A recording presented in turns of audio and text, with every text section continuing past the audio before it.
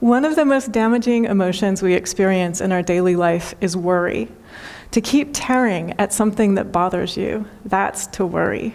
When you repeat old patterns, the same old things over and over that are harmful, that means you are the victim of your thoughts. When you blame another for what you're feeling, you are victimizing yourself. And so for each of us, what to do if we have been feeling worry, either for ourselves or for someone else or for our planet or for anything that we're aware of in our consciousness, what to do if we feel this energy of worry. So the first thing that you'll notice is that this is a universal human question, because I'm about to share a question someone asked the Buddha. It's the same question. So they said, tangle within, tangle without. People are entangled in a tangle. And I would ask of you, Gautama, this: who can untangle this tangle? And so here is the Buddha's response. A person established in integrity, developing discernment and mindfulness, ardent and clear, they can untangle this tangle. Those whose passions, aversions, and ignorance have faded away, for them, the tangles untangled. And if you're wanting to look that up, that's from the Jata Sutta. And so for each of us, when we are in contact with our own integrity, our own wholeness of being, it melts away the tangles. It melts away the tangles, it untangles them. So for each of us, I turn within, I connect with the wholeness of my being.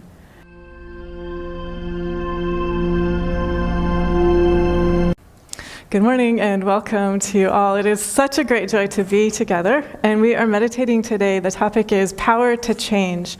You can never lose. And both of those phrases come from Swami Nityananda. So I'll just share with you his teachings.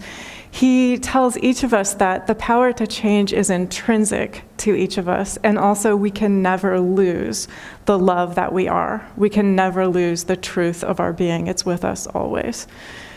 He says this: since I'm responsible for every reaction I have to life, that means I have the power to change my reactions. When do you suffer?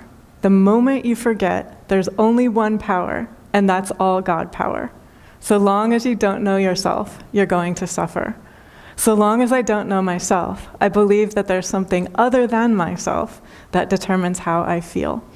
And so notice what happens is, as soon as we say, I have the power to change, and only I have the power to choose how I feel, then we gain what might be called self-sovereignty. And so this is simply the ability to turn within no matter what, and to open our heart and connect with the primordial ocean of love that is our being. And so if you visualize an ocean, the vastest ocean, I think it's the Pacific is the vastest ocean on this planet, full respect to all the oceans. And if you visualize that, and you imagine that much love, but then go beyond that, because we're actually an ocean of cosmic love, which is vaster than even all the earthly oceans, that begins to help us connect with the primordial love of our being. And so for each of us, we're turning within and we're saying, I'm willing to connect with the primordial love of my being. And it's so vast that no matter what the image is, no image can come close to the vastness of that primordial love we are. And so you notice, as soon as you are in contact with that primordial love, that which is infinite, that which is eternal, that which is immortal, and you think about the tasks of daily life, you think about the questions or the struggles or the things you have seemed to be wrestling with, that primordial ocean of love helps you to be in the energy of guidance and light and support and solutions and possibilities and connections, and just at your fingertips, things unfold. And so what happens as soon as we say, I have the power to change, I have the power to turn within and connect, the next part of the teaching, he says, that which is yours, you can never lose. If it's not yours, you cannot keep it. And so as soon as you have that realization as well, you know what is mine will be with me. It is here. The love of my being is here. It's never been separate from me for one moment. And as soon as you're living in that flow, fear melts away. And so the next thing he says, it's the same phrase, you can never lose. Day by day, unfold unconditional love. When you experience total love, you can never lose anything. Because you know the truth of your being is love. It can never leave you. And so for each of us, this is what we are invited to do. We're invited to open and to allow that cosmic ocean of the primordial love of our being to flow through us. And to feel that energy guiding us at every moment. To feel a sense of stability right where we are within ourselves every moment, no matter what is happening in time and space. And so this leads us to the next teaching, also from Swami Nityananda, and then I'll share some scriptures. He says this, so just notice, does this sound familiar? One of the most damaging emotions we experience in our daily life is worry. To keep tearing at something that bothers you, that's to worry. When you repeat old patterns, the same old things over and over that are harmful, that means you are the victim of your thoughts. When you blame another for what you're feeling, you are victimizing yourself. And so for each of us, what to do if we have been feeling worry, either for ourselves or for someone else or for our planet or for anything that we're aware of in our consciousness, what to do if we feel this energy of worry. So the first thing that you'll notice is that this is a universal human question, because I'm about to share a question someone asked the Buddha. It's the same question.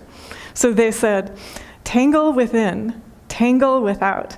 People are entangled in a tangle. And I would ask of you, Gautama, this: who can untangle this tangle? And so here is the Buddha's response. A person established in integrity, developing discernment and mindfulness, ardent and clear, they can untangle this tangle. Those whose passions, aversions, and ignorance have faded away, for them, the tangles untangled. And if you're wanting to look that up, that's from the Jata Sutta.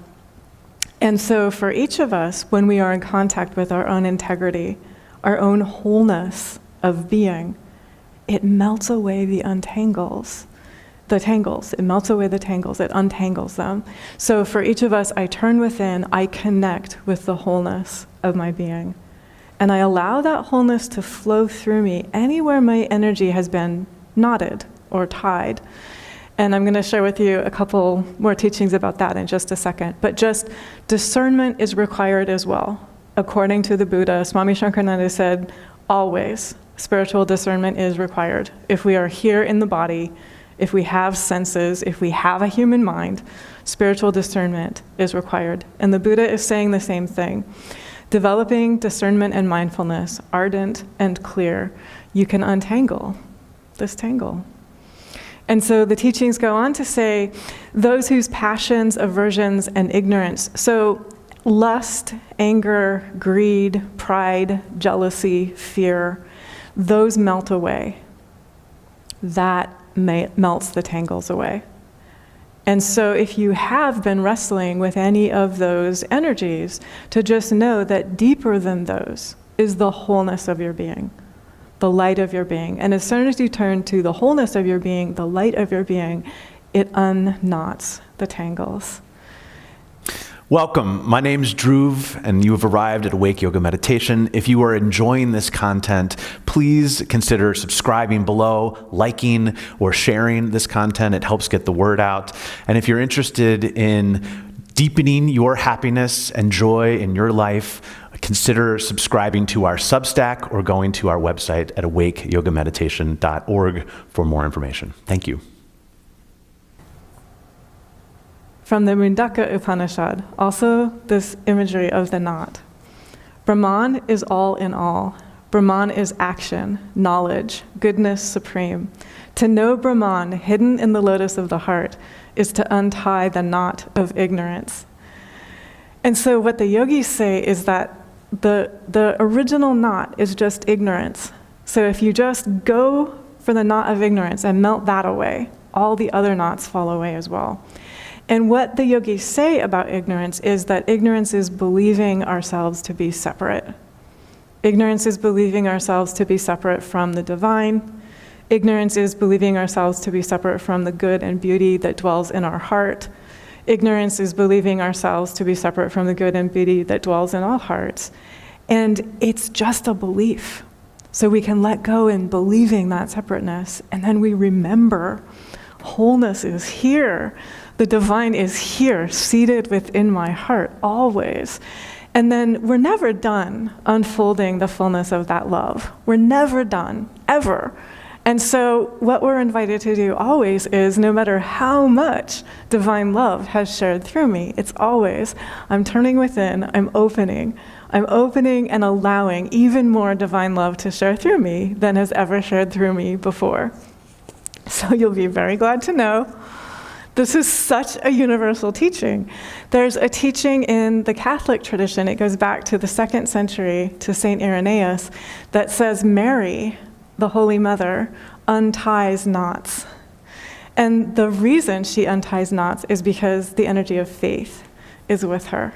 And so Mary says yes to God, even though she doesn't understand how what God is saying is possible. She says, yes, let it be according to thy will. Let it be according to thy word.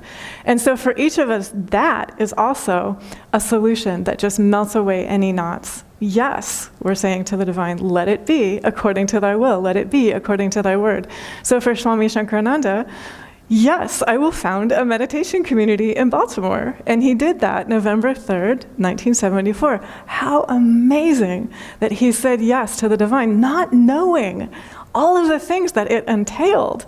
And he continued to serve for the next 40 years without ceasing, with unwavering light and unconditional love, and demonstrated that no matter how we are in the body, if we keep opening our hearts and asking even more divine love to share through us, there's no limit to how much divine love can share through us. And so in the last months of his life, so this was late July of 2014 through November of 2014, he shared what he called outpourings. And we have 7 of them at the back.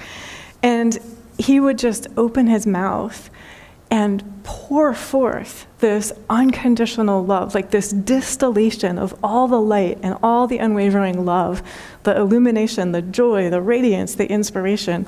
And they're available at the back. I've been sharing these teachings as we've been going this week, these last weeks in this series. But someone said to me recently, where can I read about these? And so I just want you all to know they're here at the back. They are absolutely amazing. And there is so much distillation of that energy of dedication and devotion and being of service that I cannot read them without crying. And so just be fully warned in that they are very, very heart-opening and very uplifting and illuminating. But he's very honest about the human experiences of pain and betrayal and rejection and loss, and how we can work with, no matter what we have experienced in time and space, to help us move into what he calls, in this one, if you would know true trust, the energy of trust, so that we know and we discover within ourselves the love that I am indeed provides abundantly the means, the ideas, the ways, the support, the help that I allow. And so for each of us, I'm opening to the love that I am and allowing that love to provide abundantly the means, the ideas, the ways, the support, the help. And what happens then is you live in this energy of trust. And so that's what he did as long as he was in the body. He never stopped. And what he demonstrated is that no matter what is happening with the body, if we simply keep turning to the divine and asking the divine, please, I open my heart, share more of this primordial, pure, inexhaustible love of my being through me, that will be so for each of us. And it transforms everything. It transforms every aspect of our human experience when we live in that way. So I'll share with you just a little bit more about Mary, untier of knots.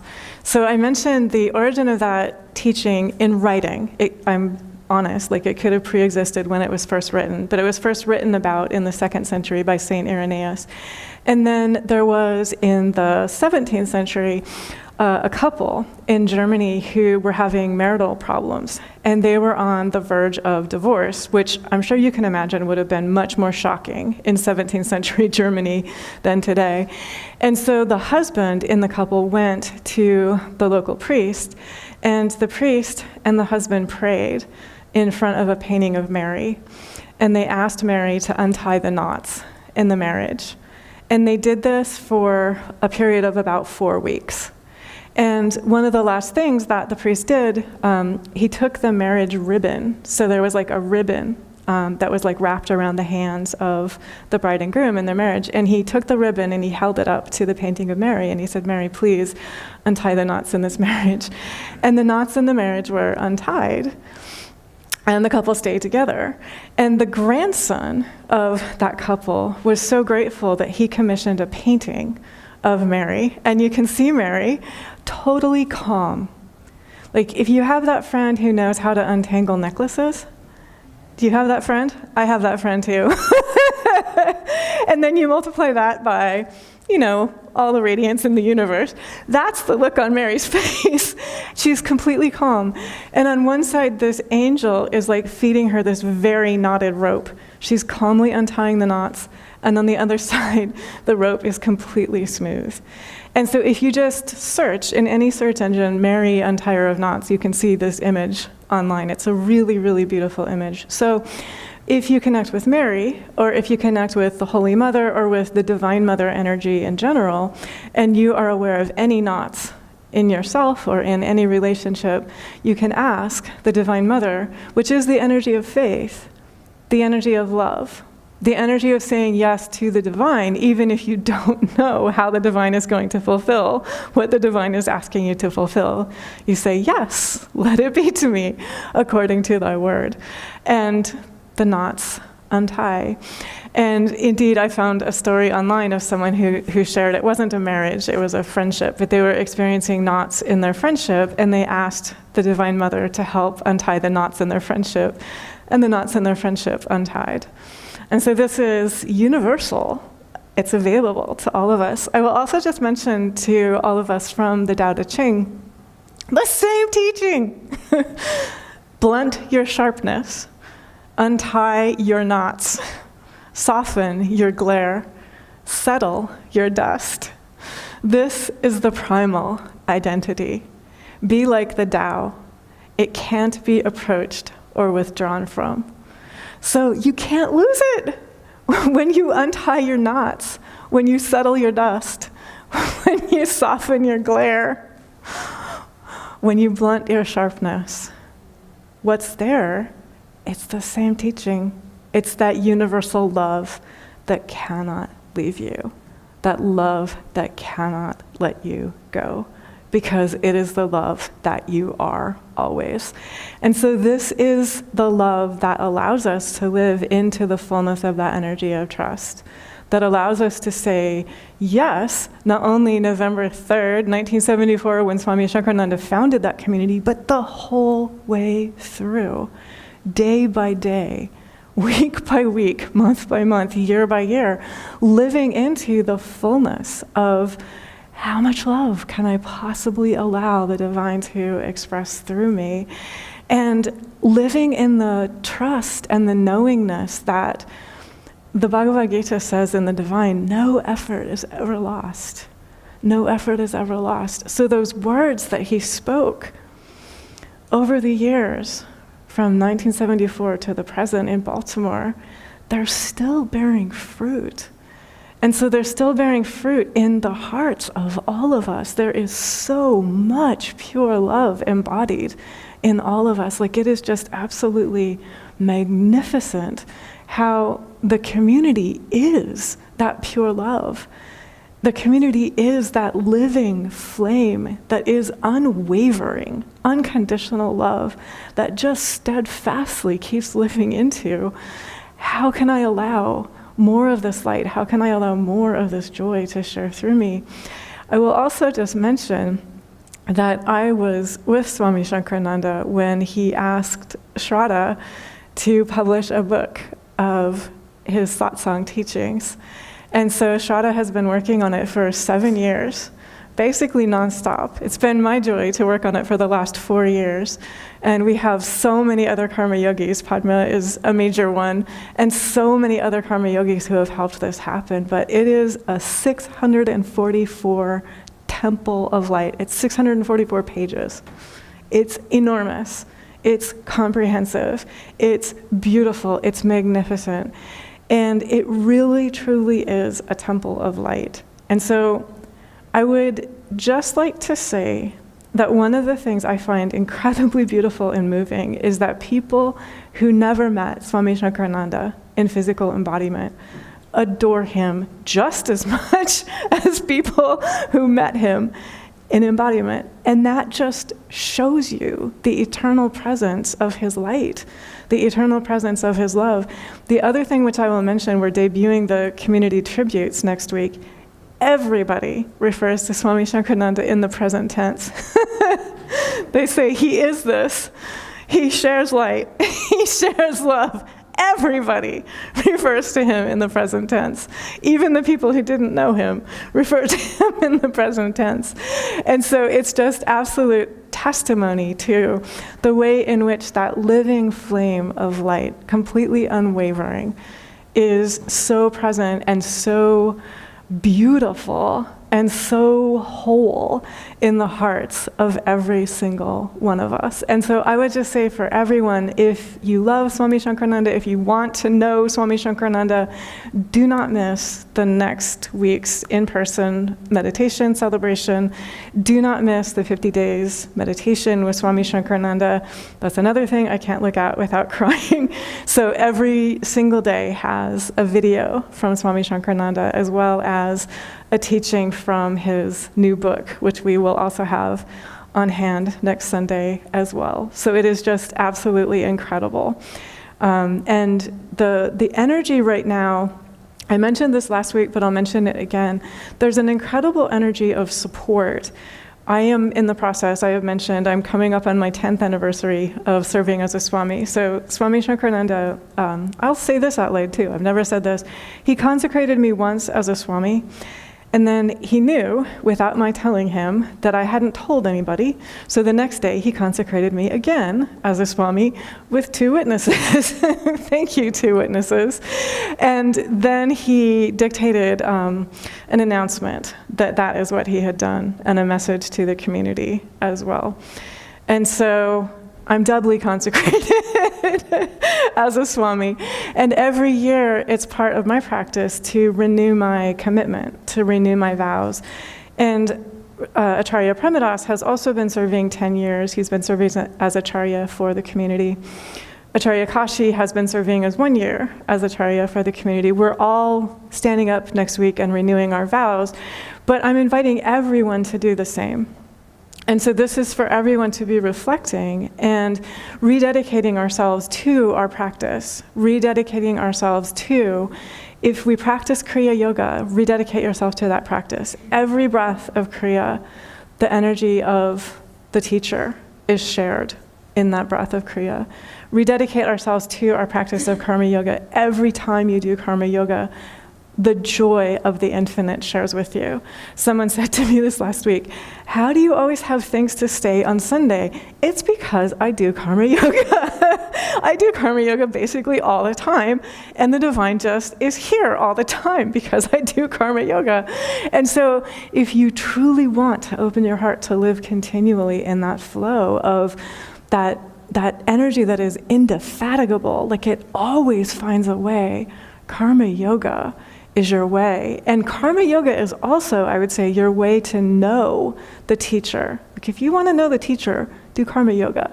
That's how you get to know the teacher, because the same energy field that shares through the teacher shares with you as you step forward to assist you and support you in doing Karma Yoga as well. So there's just an incredible unfoldment that happens every time we meditate, every time you practice Karma Yoga.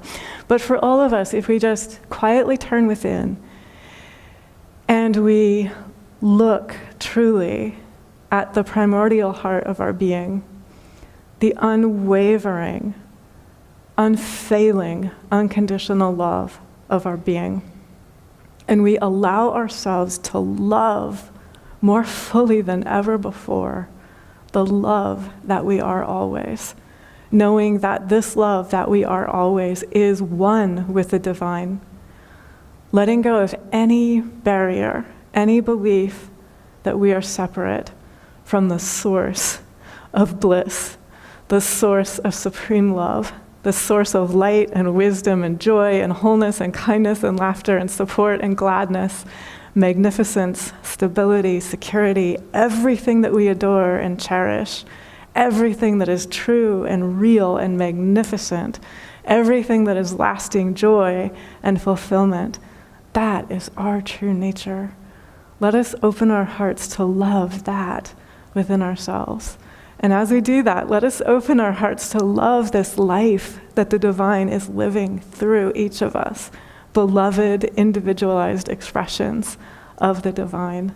And then let us unfold so that we allow ever more purely and dearly and deeply that magnificent unconditional love to share through us, knowing that when we step forward and say, yes, there are no nots, there is only that energy of faith, there is only that energy of trust, there is only that energy of knowing, yes, let it be according to thy will.